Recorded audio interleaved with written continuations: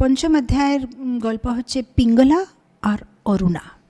এই পিঙ্গলা একটা ব্রাহ্মণ, ওরে বদাভ্যাসগুলো ছিল, আর ওর যে স্ত্রী অরুণা সে ব্যভিচারিণী। তো পিঙ্গলা জানতো না যে ওর স্ত্রী হচ্ছে ব্যভিচারিণী, মানে কি বলে অভদ্র সঙ্গ করছে। ও ভাবছে যে হ্যাঁ আমার ভিতরে কিছু কিছু দোষ আছে, কিন্তু আমার স্ত্রী ভালো। তো যখন জানতে পারে যে ওর স্ত্রীটা এরকম কাজগুলো করছে, ও খুব রেগে যায়, দুজনের মধ্যে ঝগড়া হয়ে যায়। আর অরুণা কী করে, ওর পতিকে মেরে ফেলে। তো এখন যখন পতিকে মেরে ফেলে কিছুদিন পরে অরুণায় মরে যায়। এই দুইজন একটা পাখির শরীর পায়। এই যে পিঙ্গলা আছে সে পাবে একটা শকুনির শরীর, আর এই যে অরুণা আছে সে পায় একটা টিয়া পাখির শরীর।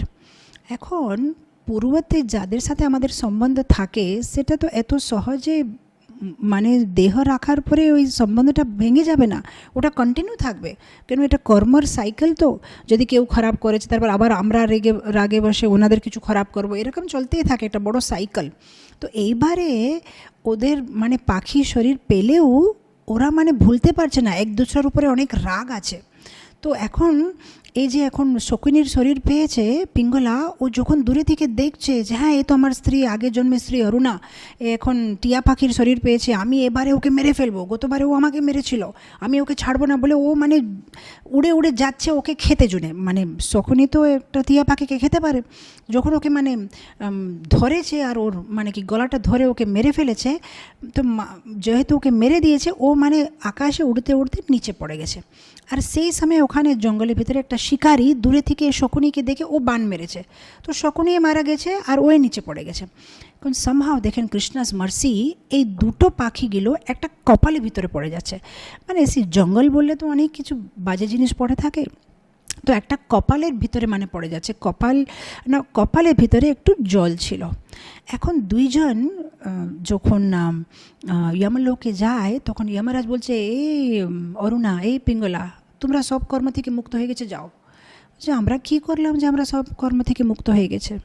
তখন যমরাজ বলছে, আরে তোমরা জানো না, যখন তোমরা মানে মরে যাচ্ছ, আকাশে থেকে নিচে পড়ে যাচ্ছ, তখন তোমরা একটা কপাল ছুঁয়ে ফেলেছো। আর ওই কপালটা সাধারণ কপালটা না, ওই কপালটা হচ্ছে বটমুনি। এই বটমুনি প্রতিদিন ভগবদ্গীতার যে পঞ্চম অধ্যায় সেটা পাঠ করতেন। আর ভগবদ্গীতার পঞ্চম অধ্যায় পাঠ করার ফলে ওনার ভৌতিক শরীর দিব্য হয়ে গেছে। সেজন্য তো দেখেন যারা যারা মহান বৈষ্ণব তাদের শরীরটা আমরা জ্বালাই না, তাদেরকে সমাধি করে দিন, যেহেতু ওরা এত ধ্যান দিয়ে মন দিয়ে ভগবানের নাম নিয়েছে যে উনার ভৌতিক শরীরটা এখন ভৌতিক থাকে না, এখন উনার শরীরটা দিব্য হয়ে যায়। সে দিব্য শরীরটাকে আমরা জ্বালাতে পারি না বলে আমরা তার সমাধি দিয়ে দিই। তো বলছে এই যে বটমুনি প্রতিদিন ভগবদ্গীতার যে পঞ্চম অধ্যায় পাঠ করতেন, ওনার শরীরটা দিব্য হয়ে গেছে। তো ওনার শরীরের যে কপালটা, সেটা যে জল যেটা ছুঁয়েছে, সেটা তোমাদের দুজনকে ছুঁয়েছে বলে তোমরা পুরো পূর্বতে যেগুলো পাপকর্ম করেছো সব থেকে তোমরা মুক্ত হয়ে গেছো। তো এরা অবাক হয়ে গেল যে আরে শুধু একটা ভগবদ্গীতার একটা অধ্যায় পাঠ করে তার এত ফল আছে। তারপরে যখন ওরা ভালো জন্ম পেয়েছে ব্রাহ্মণ বাড়িতে, এরাই দুইজন মানে ভগবদ্গীতার পঞ্চম অধ্যায় পাঠ করতে আরম্ভ করলে। তো যদি আমরা কোনো দূরসঙ্গতিতে আছি আর যাতে আমরা সেটা থেকে আমরা মুক্ত হতে চাই, আমরা ভালো ভক্তের সঙ্গ চাই ভক্তি করতে জন্য, তাহলে আমাদের প্রতিদিন ভগবদ্গীতার পঞ্চম অধ্যায় পাঠ করতে হবে। তাহলে ভগবানের কৃপাতে আমরা ভালো সঙ্গ পাবো। আমরা তো নিজে তো ভক্তিতে আগে যেতে পারবো না, কিন্তু যদি কোনো ভক্ত কোনো বৈষ্ণবের ভালো সঙ্গ ভগবানের কৃপাতে পেয়ে যায়, তাহলে ভক্তি করতে একটু মানে সহজে ভক্তি করতে পারবো, ভক্তি মার্গে আগে যেতে পারবো। তো পঞ্চম অধ্যায় প্রতিদিন আমরা যখন পাঠ করি, আমরা মনের মধ্যে ভগবানকে প্রার্থনা করতে পারি যে আমাকে ভালো ভক্তের সঙ্গ প্রদান করেন। যেভাবে পিঙ্গলা আর অরুণা বটমুনির কপালের সঙ্গ পেলেও পুরো পাপকর্ম থেকে মুক্ত হলো, এইভাবে আমরা যদি কোনো বৈষ্ণবের সঙ্গ পাই আর ভক্তি করতে যেন আমরা উৎসাহ পাই। তো এখন আমরা পঞ্চম অধ্যায় থেকে একটা শ্লোক পাঠ করে আগে যাব।